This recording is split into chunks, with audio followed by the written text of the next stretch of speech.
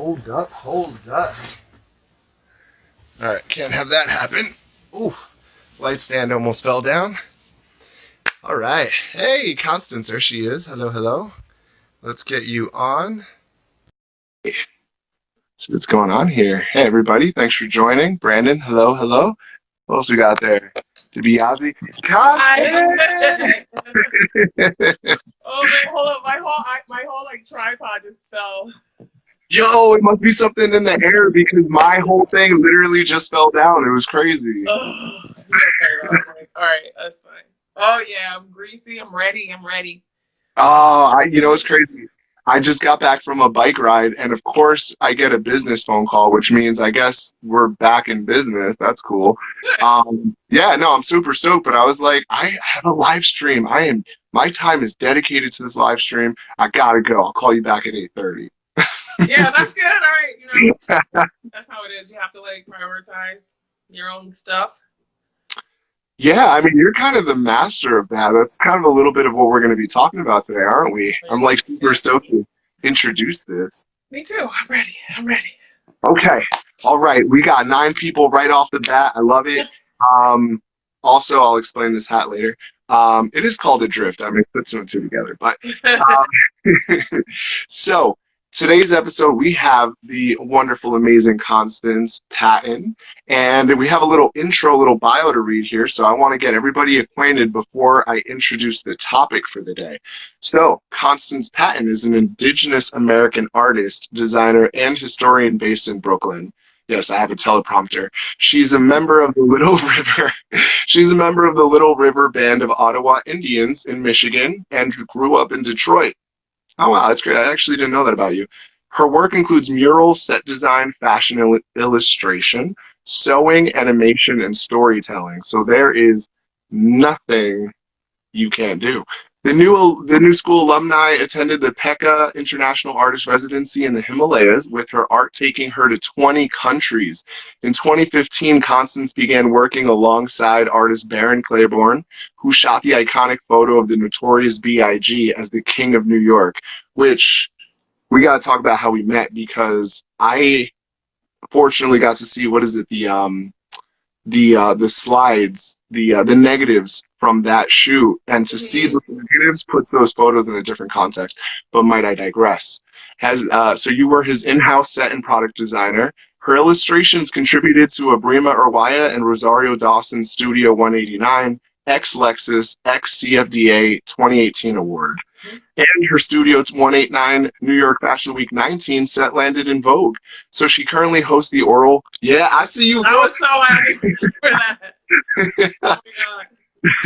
She currently hosts the oral history podcast Fucking Rejects, which I love saying, interviewing creators and illustrating a portrait of each subject. And her designs are part of Contact High, which is the book we just discussed, a visual history of hip-hop and the ICP in NYC. So, Adrift, we welcome you, Konstance Patton. Hello. Thank you, Captain. Aye, aye. Can you hear me? Do I sound okay? You sound good to me. I saw a few people were like, Yo, what's up? Let me see. I'll try to. I don't know if this is better. Y'all can just let me know. Yeah, again, for me, you sound fantastic. Okay. All right, cool. Great. You sound good too. All right, thank you. Yo, thank you so much for having me. It's kind of funny to have my bio read back to me. Hold on. Yeah, Leola says I'm not as loud as you are. I don't know, girl. Maybe I should put my headphones on. You think that'll help? I might. Maybe I'll go a little further back. You get to see the captain's hat a little bit better. Okay. Let me see. All right, is this better? I didn't put my headphones on. You do sound louder, actually. Okay, I'm just gonna talk louder. I've been recording the podcast like all day, so I'm like, I was talking kind of quiet, but I hope everyone can hear me. Yeah, thank you again for having me. Yeah, I mean, I've had some. I came to New York when I was 22, and just kind of have just been trying to figure out what it means to be an artist. I'm lucky enough to have met people like yourself and all these different creators of all types, and like just been able to kind of use different materials, different techniques and processes in my work for expression. And, you know, that's kind of like, that's my jam. So it's almost not like the finished product itself. It's like the actual process of the work. Mm. Like And that's it's great. Well, that's a perfect segue into introducing what we're going to talk about today. And it was after a phone call that you and I had about trusting the process that became one of the topics that we just kept circulating around. Mm-hmm. And, you know, I feel like there's a lot of stories. I mean, I see Berno's on here, and I'm sure he can relate as well as a few other people. But when you trust the process, there's a certain element of fear that you have to kind of just accept is going to be there, and Yeah. then keep moving anyway. You know, Yeah. so you were saying you had moved to New York and you were meeting people and networking. Like, what? I mean, the amount of like stress or anxiety. Like, how did you feel with all that? How did you handle that?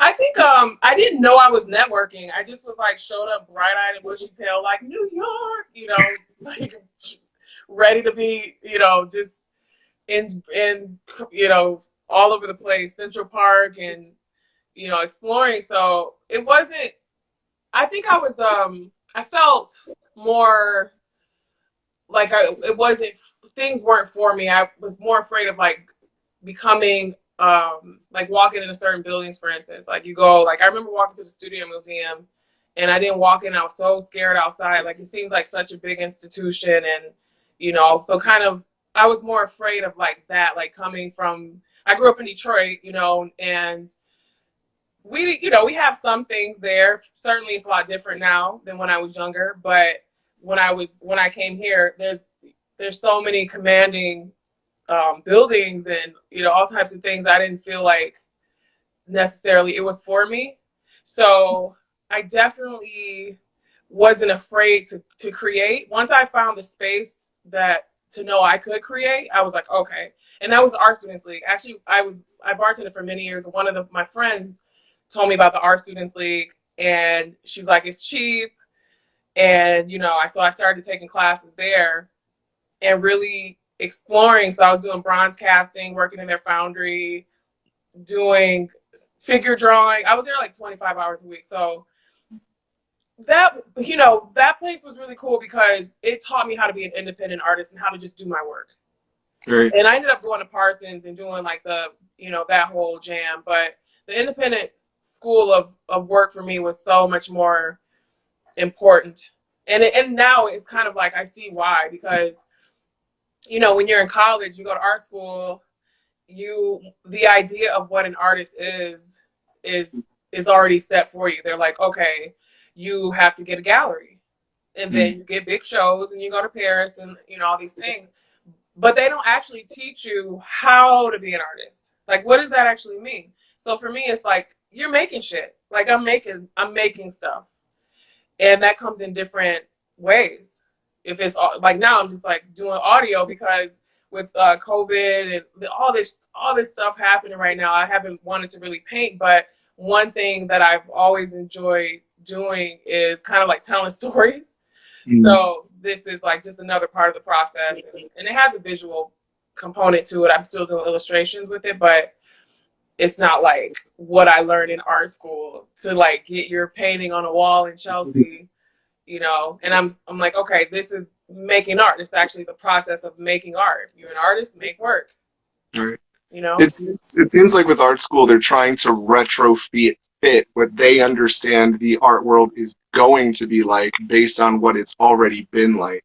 And you Yeah. kind of can't look at it that way because given technology, the way that times change, like how can you honestly say you go to a gallery, then you get a bigger gallery, then you go to Paris? Like that just Right.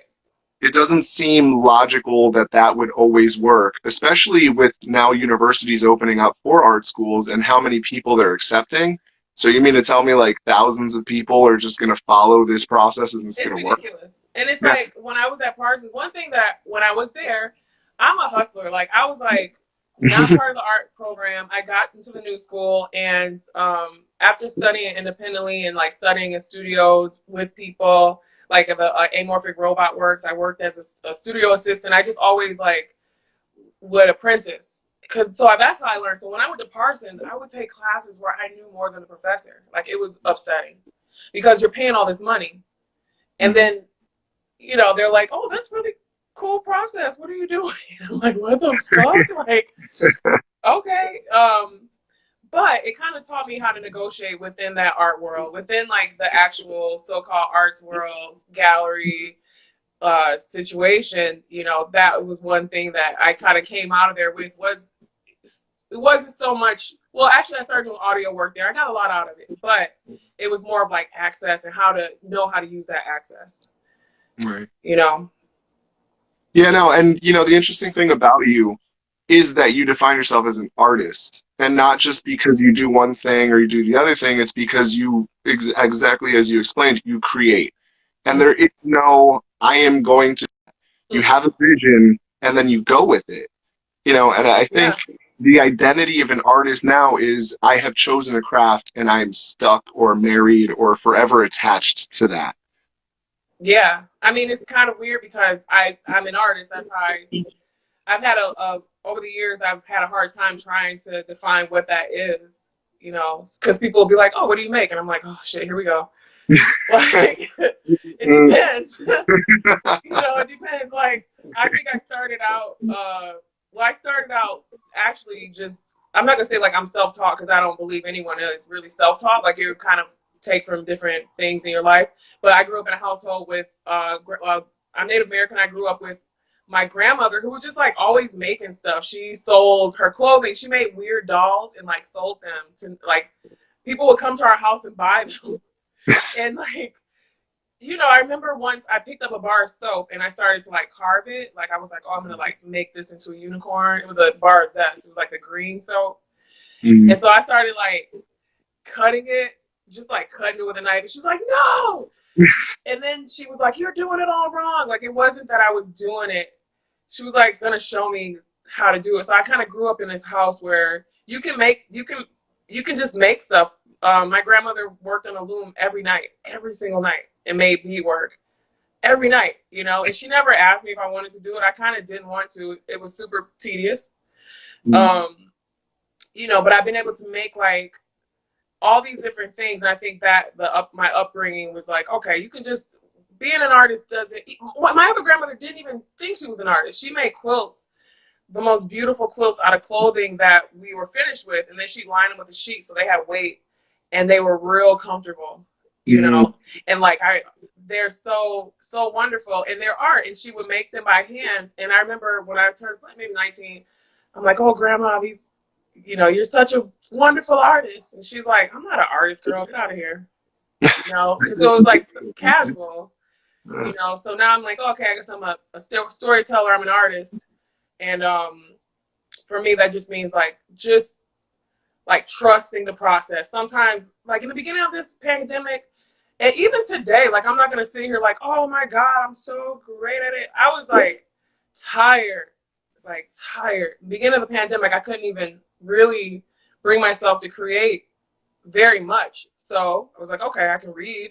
So I started reading books again, like actual books, and like, it's a struggle, but you have to create. We have a voice. We absolutely have to. And also for the people who are just joining, the topic of the day is trusting the process. And what I'm hearing, like, with the underlying tone, is that there's also an element of discipline that's involved in that. What you learned with your grandma by going on the loom every day is the sense of discipline, this almost obligation to create, this respect towards creating. Yeah. How many artists, like, because I feel like, as a photographer, for me anyway, like, I love shooting. I will shoot sometimes randomly. I'll do self-portraits and I won't do it with an intention. I'll just do it just to see what happens. Yeah. A lot of times I'll find that what I created just kind of messing around will wind up being a technique I'll use on a shoot or a campaign down the road, right? So it's almost like, as an artist, if you can continue to just create and craft, at some point, someone or a group is going to see your work, whichever piece of that work it is, and they're going to say, that we need that for this campaign. This makes the most sense. You know, Yeah. it's almost like dipping your hands in as many pots as you possibly can without the intention of doing it, if that makes sense. Yeah. I mean, in the beginning of the pandemic, there was a day where I was like, I just have to paint. Like, I just got to paint. I don't even want to paint. I don't want to look at paint. But something told me, like, just fuck around. And so I made these just basic watercolor, just really throwing water at the paper, like, without any intention. I remember one was, like, very angry looking and stuff. And then I just let it sit. And then I got a job doing a album, like some album art. We had a problem. She wanted me to make this thing, and I'm trying to find a solution for it, the way she wants it to look. And then it was like, it ended up being one of those paintings that like solved the problem. You know, I was so happy because I might have did 30 edits for her. I was like going back and forth with this woman, like, I'm gonna get this thing right. And maybe because the pandemic, I had time to actually sit with it. And those direct jobs really helped me create because I didn't have to think about it, you know. But then all of a sudden, this thing I created while I wasn't thinking about it just like worked, you know. So yeah, I think like it's just about, just if you kind of think you want to do, that's one thing Barron told me. Like, I swear to God, he has great advice. He says, if you think you should do something, just do it. Like, there's a reason why. And so in my work, like, if I'm even like with this new project with a chapter a day, which I'm reading fiction, you know, basically I am reading Animal Farm. It's a wild story. It's very good, but it's intense, and it mimics like what we are seeing now with so-called democracy. And that was called Animal Farm, was it? Yeah, it's by George Orwell. Yeah, because I read 1984 when I was 19, and I was like, what? You know, that's where Big Brother comes from. So this is a book before that. So you know, I just thought like, okay, there's like all this shit going on. We have like now is people getting shot by cops, all this stuff. Like, this has been the wildest year ever. It's supposed to be 2020. We're all supposed to get our credit right. Right. Instead, like, we're over here like, oh, I can't go outside. Like, straight up hostile again, you know.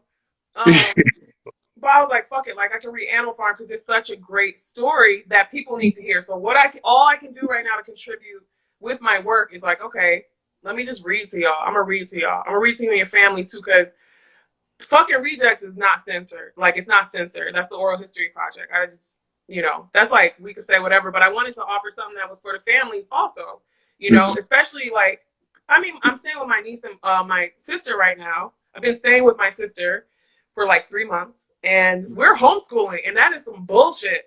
Like, they literally just gave us like a stack of papers, like, you know, see you next year. Word.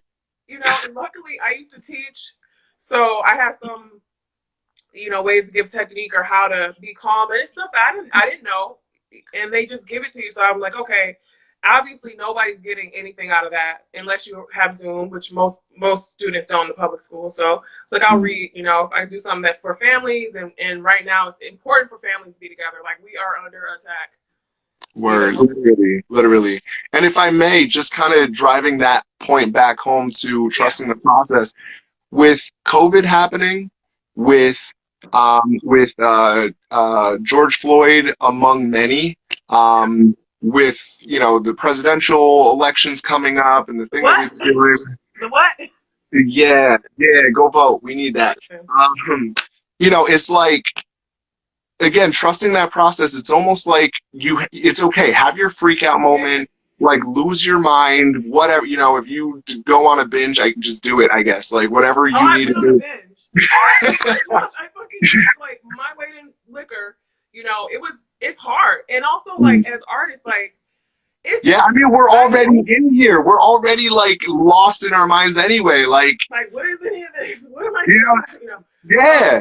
And it's okay to not create too. So I think, like, right now I'm excited about like this next wave of creativity that's going to come out from our fellow artists, because in the beginning, like, there were artists out there like, yo, I just did this dance, this, like, we made music and we're doing all this stuff, and I was like, my voice, like, my chakra was just like dim. I couldn't make anything. I didn't want to say anything. I am a big ass baby. Like, I'm on something, but I will cry at a drop of a dime. Like, I've cried since February, you know. Like seriously, like I'll cry. And like the most important thing is just keep going.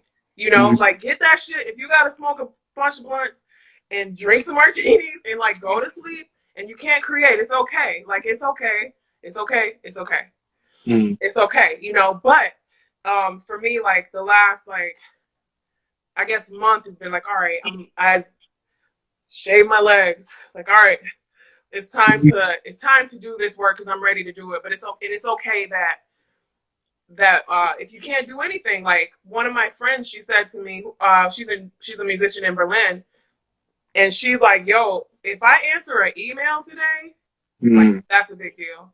That's a win right there. Straight up. Same thing. No, but that's what I'm saying. And honestly, like I would never have started Adrift if it wasn't. I mean, I don't know if that's true or not, but the inspiration behind Adrift was this virus, and it was Yeah. that feeling of being lost and not really knowing what to do next, and having all my events canceled all at the same All time. all Say, you know, lost all these work jobs. like all of a sudden, I was Yeah. just, and I was like I've done, public speaking like in college and my university course and that sort of a thing, and I've worked with communities before. So I don't know, for some reason there's been this calling kind of underneath, like there's always been this undertone of you want to bring community together. Yeah. So this idea to do a drift, while arguably it's not art, it was still an extension that I realized that I had to fulfill.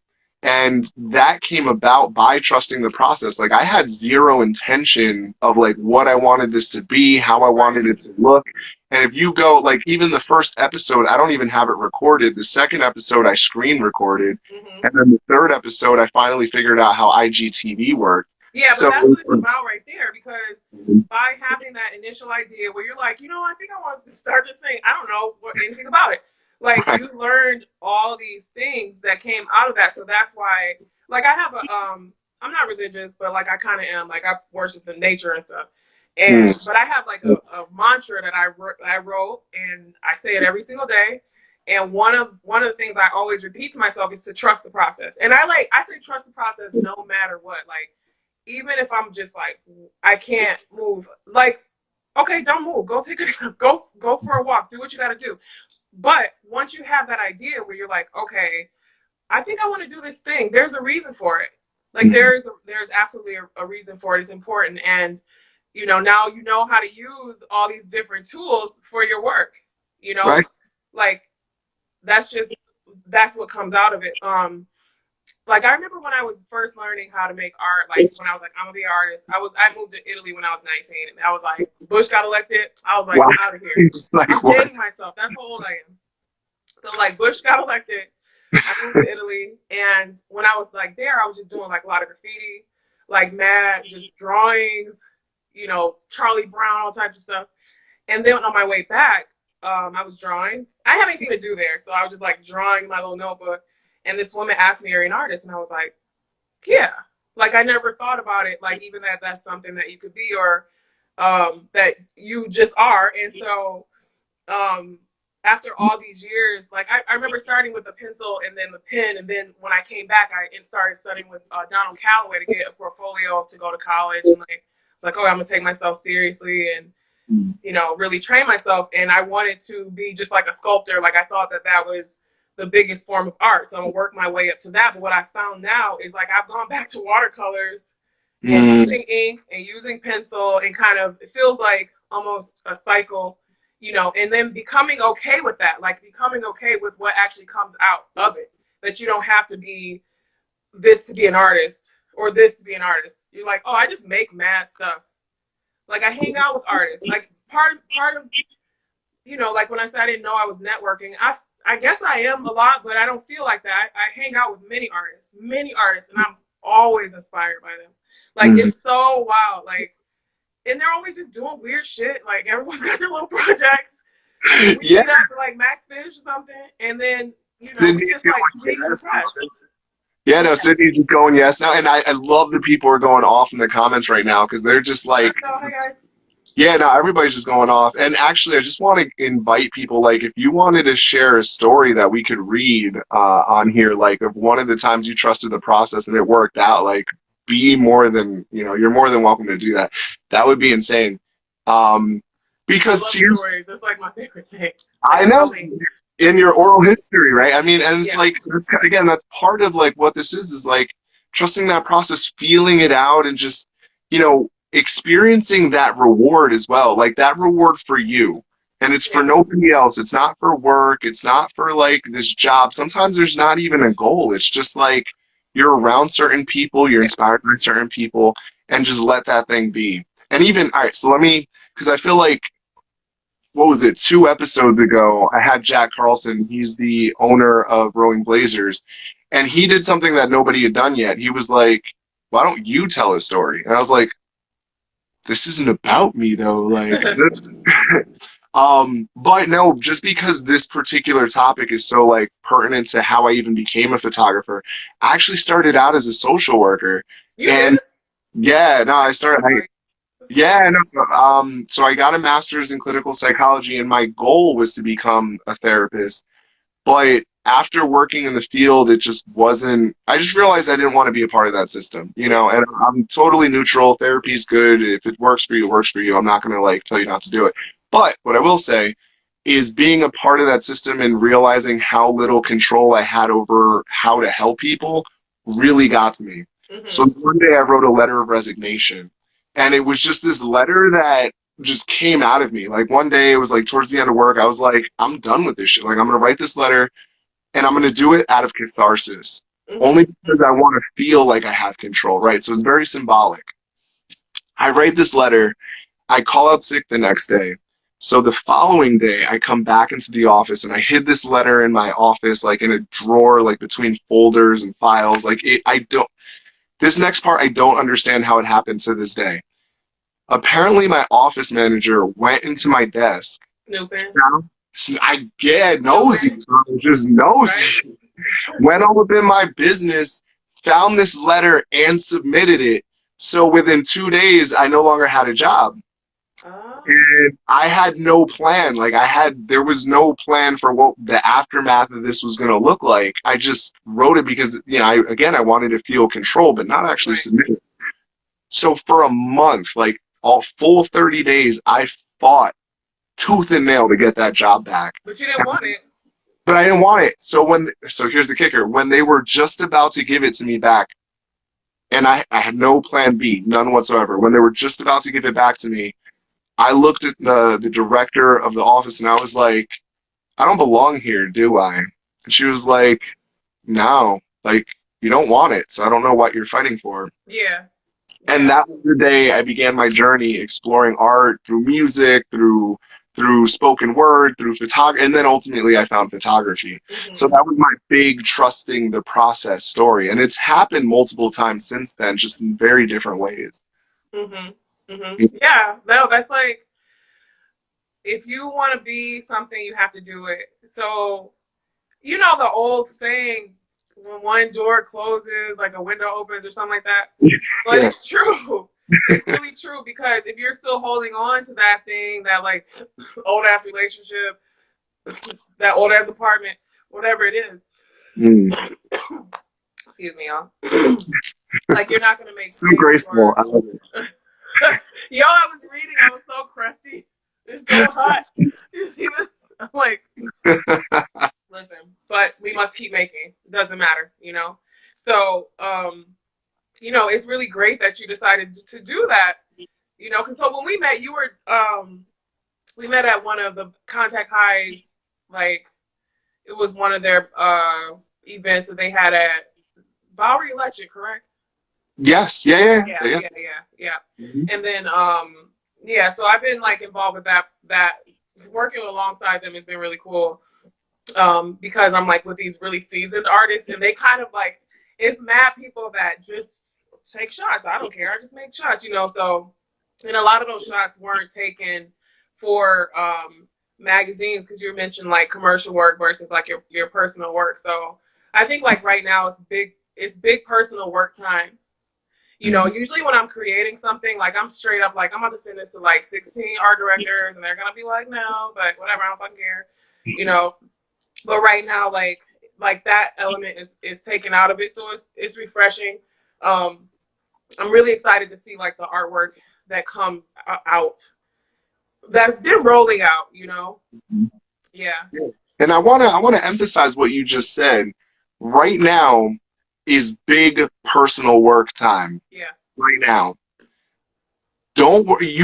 If you're fortunate enough, I should again. I always feel like I have to correct myself, but not everybody is this fortunate to have the time. But if you do, and you're sitting at home and you have this imperative to create, just do it. Even if Yeah. you like, even before we were talking about, haha, like go on a binge, haha, watch Netflix, like whatever you need to do. But at some point, spend some time with yourself.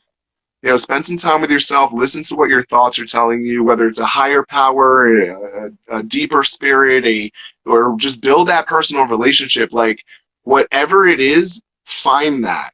Because I think, I was having this conversation earlier about why people are so unsatisfied. And this is outside of the virus, outside of George Floyd, why people are so unsatisfied. And it's because we have been trying to fill ourselves with this unnecessary shit. We've been fed that in order to be happy, we have to fill ourselves with this unnecessary shit. And Right. then you have somebody like your grandmother who just made things for no reason other than to simply make it. And I would Yeah. imagine she felt fulfilled. There had to have been something about life that she just felt, this is right. I'm doing this and no questions asked. Yeah, I think it's also I don't know if it's even conscious, but I feel like I'm carrying on my family tradition. I come from a lot of like straight up shaman and like Tradition, like my yeah. uncle like taking me for rides in the car, like listen to the sounds of the wind, like stuff like that. So I think that I don't know if it seemed like she was fulfilled, it seemed like it because she can make her work and she made a living with it. But also I think it's almost like an unconscious thing where you're just kind of carrying on tradition. That I very much feel like that's what I'm doing. Like I don't know what I'm doing. I never have ever picked up a pen like I'm about to make this dope ass artwork. Every time I make something, I'm just like, what are you even? And then like, it gets to the point where it's developed. It kind of developed itself. So it's just like the work itself. Like that, I think it kind of keeps me just my head right because everything, especially right now, is just so confusing and like there's so much chaos and it's not even that if you have a chance or if you're fortunate enough, it's like your ass can't work right now. There's hiring freezes, it's just like if you can muster up to make something, you're an artist and you can just muster it up, it's a win. And like I keep saying waves because I'm like, oh, there's the people that came out swinging, I'm like, yeah, y'all, yes, I support you, but I could not even, and then we kind of have people that have started project. You started this project, like we're out here, and that's like what is important. That we're just all making stuff. We're all just keeping it going, and I think I thoroughly believe that us making beautiful work or whatever, just doing your work and practicing your art that is a protest. They want us to be fucking dead. Like they are like, yeah, your lives matter. Hmm. Sure, that's different than Black Power. They would never say that shit. Word. So like right now, it's important if you have a voice, if you can use it, like if you can focus and do it, then do some. You know what I mean? Like just a little bit. Contribute. I just want to contribute positivity. I'm fucking 6 feet tall. I'm like all weird looking. I can make stuff. So I feel like, okay, my life purpose is to just like make, like I've been in bands, all types of shit. But it's just to create. It's not the work itself. And like be cool with that. Like be cool with that. Nobody can tell you what oh my God, if I could have a conversation with 22-year-old me where I was like thinking Yeah. that in order to be a great artist, you have to have a show or you have to have like, you got to be like on the cover of some magazine or something. Those things, yeah, it's wonderful to get published. It is absolutely wonderful to have your work shared, with the world. But the most important thing is like that we're called to make. Mm. So to just honor that shit. So you ain't Yes. gotta do it full time. Like it's people that got like you know Jamel Shabazz. Yeah. He's a right like Mm. one of the greats, and he worked as a prison guard for years. You know, and taking photographs and kind of like whatever, just like taking photographs and then not being like so-called high art. But now you see he has this crazy collection. His archive is amazing. It's been used commercially, like from the Roots to like the Mhm. freaking Kardashians and shit. Like his work is part of our culture, and it's because he just did the work. It wasn't caught up in labels or what it means, and you know, like certainly when I started doing commercial work, my I really like commercial work because it's just really cool looking and good. So you don't gotta explain it. Like in art school, you gotta fucking explain. Like, what is this? It's well, you know, each dot represents some shit. Like that was art school for me. I was just like, whatever. I just wanted to finish the project to get graded, but you know, art in the real world is like it looks like many different things. It's like you don't have to be an actual like artist by trade, you know, to like make stuff and create, and it all counts. It's all very important, you know. Absolutely. Let me dive into some of these comments because I want everybody to feel acknowledged Hey and guys, I see and y'all down monkey. there. Right. By the way, you said you were living. You're gorgeous. Absolutely love your look. It's unique. It's stunning. I love it. Thank you. Monkey goes. I love that because you were going off. Sydney, she's actually somebody I've been creating with. Like we've been doing some Oh, thank personal you. work, so I absolutely adore that she's on here. Creating feels so amazing. No matter what you're creating, it's truly an amazing outlet. Fuck the likes, fuck the followers. Create for all capitals you. I love that. I love that. I love that. My other guy on here is Sam NYMAS, and he before coronavirus started a pet walking business and has continued that business. So this isn't, you know, I feel like a lot of people assume that this kind of program that we're doing is just about art, but it's really about doing whatever it is, man, that like you're interested in, whatever you're involved with. Like you said, it's a call to action. You have an idea, pursue it. Nothing Kid is another guy. Like there was this time when I was pursuing music and I was doing a lot of rap songs and spoken word, and he actually helped me with one that I called Crab Mentality, which has been like pivotal for my life ever since I wrote it. Nice. And that one focused on this idea that crabs have this weird thing that when they're caught in a net from a fisherman, if one tries leaving, all the rest of the crabs like tear it to shreds. Right. Yeah. Yeah. So there's this idea that like we do that, like we do that to one another. We bring each other down, and I wanted people to recognize that through the symbolism of these crabs. And so at the time, he helped me with that because he does music engineering and a few other things, I imagine. And then this last comment here, what do we got? The homie in LES. What up, Anthony? What up? What up? What up? Okay, that's one of your Ellie, people. Alma, and Allie.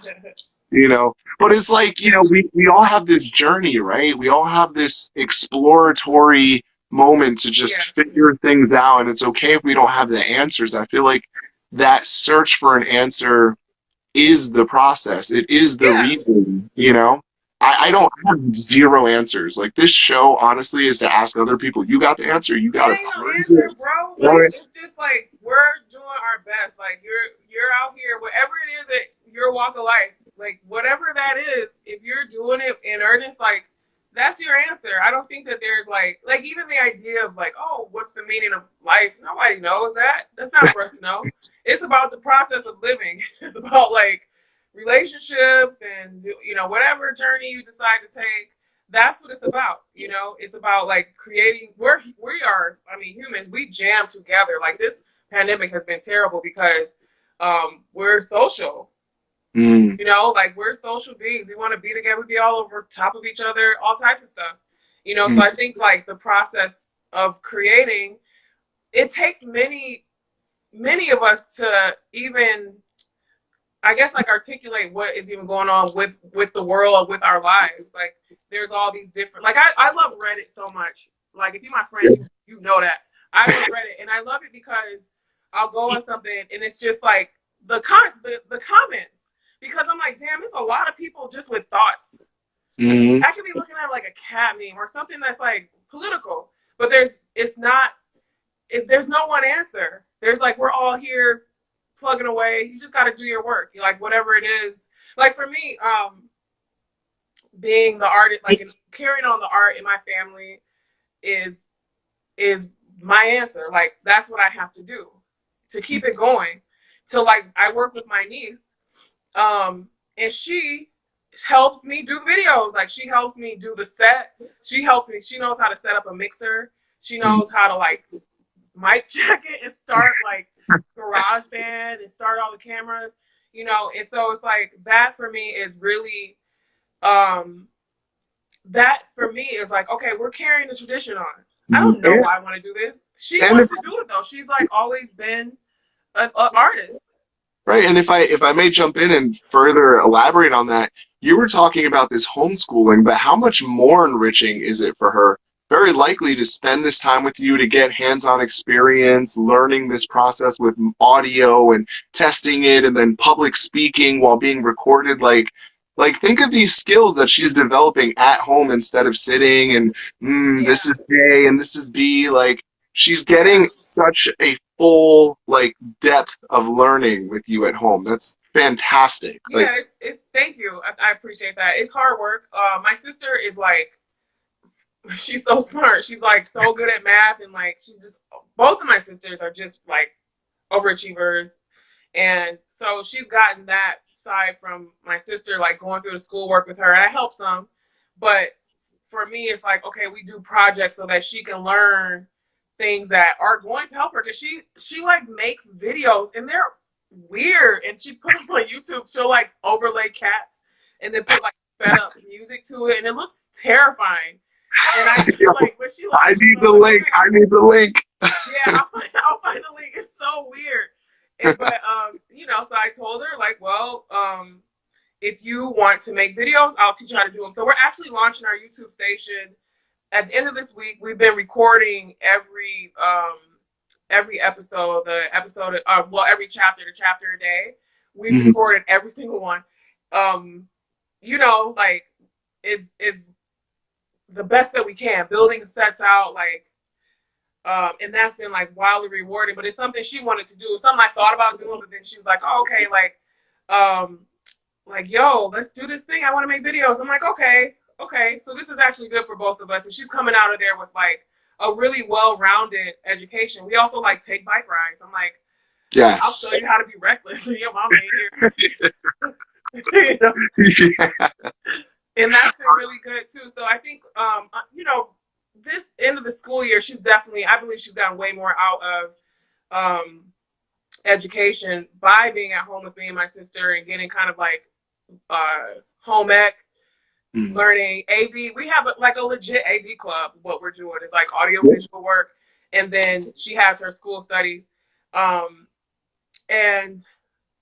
it's like, so next year, like, what's that going to look like? I'm really curious, because now we're at the end of the school year. Like, it's a wrap. They still supposed to be in school, but it's literally a wrap.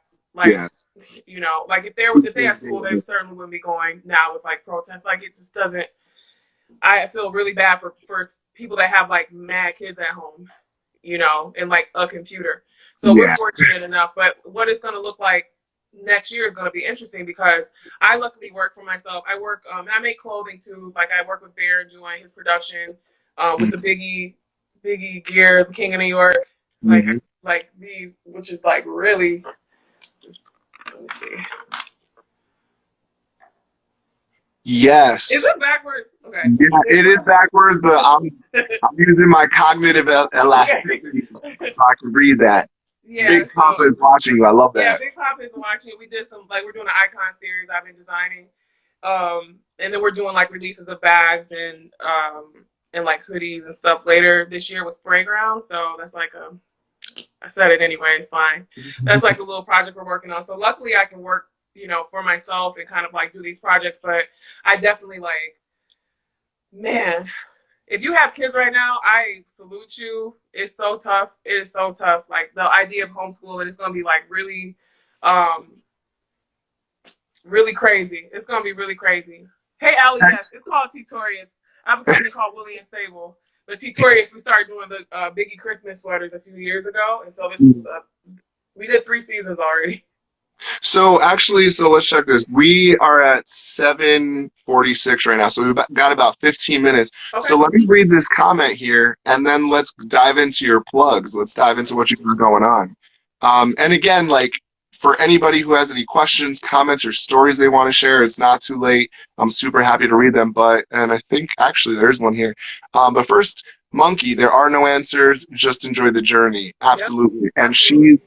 And she's one of the people I was having the conversation with before, and that conversation's ongoing. I got voice messages I got to read.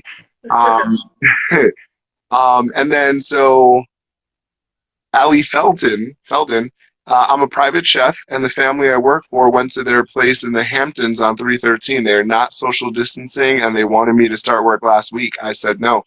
Yeah, take care of yourself. Yeah. Honestly, yeah, like I love that you said no. You definitely got to respect yourself. Um, Leo Labie, she's mad goth with her 8-year-old son. No, she knows my niece. Leola's my best friend. Leola and Allie. Yeah, I really do want to watch those videos because I feel like I totally understand them. And She's like mad goth. She's like into like horror. She's 8. She'll be like, "Oh, let's watch Chucky." I'm like, I'm not watching that. Like, I'm not watching. I love her already. I love she's a human after my own heart. She's good. Yeah. And I got a compliment on my hat, which let me drop that story and then we'll go into plugs. Sure. It was my friend's birthday today, and she's also a woman of color, but she was kind of stressed out. She didn't know whether she wanted to celebrate or not. And so she decided, you know what, I'm gonna go on IG Live and I'm gonna go for a boat ride by myself, and whoever wants to join me can just tune in, right? Oh, that's hilarious. Right. So she was wilding out, dancing all on the boat. Absolutely love it. And she was wearing a hat just like this, and I was like, I think I have a hat like that, and I have a show called Adrift. Like, why wouldn't I be wearing this hat? It's So good. My dad was in the Navy. I'm was it? the child of a sailor. Which is why I It's talk in that dude. the sailor woman. Yeah, exactly. And last comment here: do you guys have any ideas for a chef looking to serve more than the 1%? That's a good question. That is a That's good question. a moment to think outside the box. I have a little something, but Con, if you want to jump in at all, I don't want Sure. to. Yeah, I think that's a really good question because I'm like really torn about like how you get your money, right? Mm-hmm. Because you got to get your money.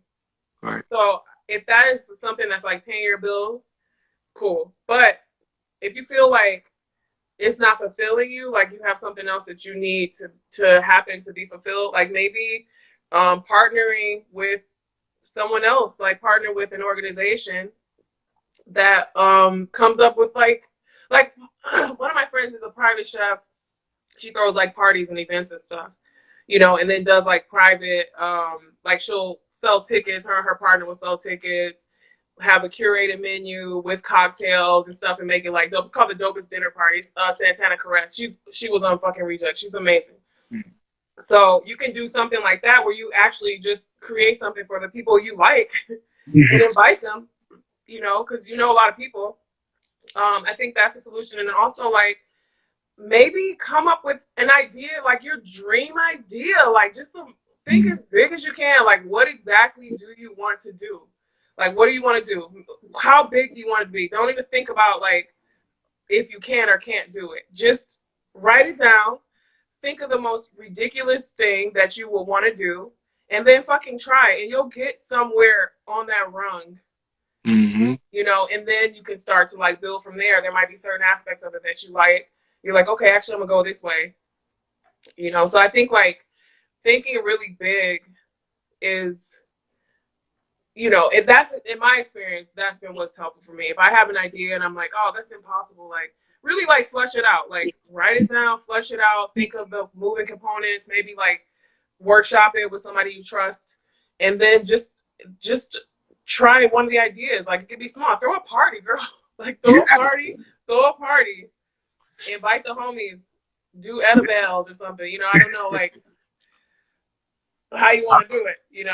No, I love that because there's so many ways you can do it. And just to kind of piggyback on that, it's important to look at things in terms of what you need to make that big dream happen, as opposed to looking around and saying, oh, I have this, I can make this with that. Because it's a lot easier, or it's a lot more efficient to isolate the goals that it'll take to make something happen if Yeah. you just go ape shit. You know, you might surprise yourself with like, wow, I didn't think I could pull that off, but I just did. I actually have all the resources to make that happen. And Or people will support you. Like people like support you, and it's. I mean, I didn't know I was gonna be making stuff and having like my own like show or um living in New York for so long or being a part of this itself. Like I didn't know about any of that stuff. I just know that in the beginning I was like, I'm gonna try to be the best. I'm gonna go to New York because that's where all the best artists are. I'm going to New York and I'm gonna just thrive. And what that has looked like, I didn't know what it was going to look like. It does not look like what I thought it was going to look like. But I'm satisfied because I can make my work. Like, I feel satisfied because at the end of the day, man, I can, like, pull some project off. I'm like, I've taught myself I've learned skills from other people, and I'm supported. I think every single one of you. And Allie, when you throw that party, girl, invite me. I'll do your flyer. yeah. I want the invite too. I want to meet you. I love the passion you brought. Yeah. So Right? it's like, I think that it's just the bottom line is like, do your work, let's support each other, and just keep your heads up. It's mad negative out there. But it's really positive too. If you look at, like, I've been saying with my sister, like, the news is so scary. Like, I never watched like regular news so much. It's like straight up like hypnotizing people. It's called programming, like, for a reason. So I think like it's really important for us to just do your work. Mm-hmm. Whatever that, even if it's a little bit, just start it. Just like a little teeny tiny bit. I recorded half of the latest chapter today, and I was like sweating and shit.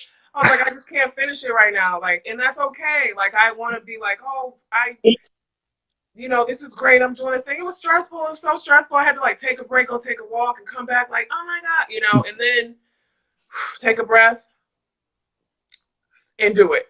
Right? I might see you in the tabloids too. I might just see you, oh, she's been doing this new project, but on this particular episode, she was sweating. Why was she sweating?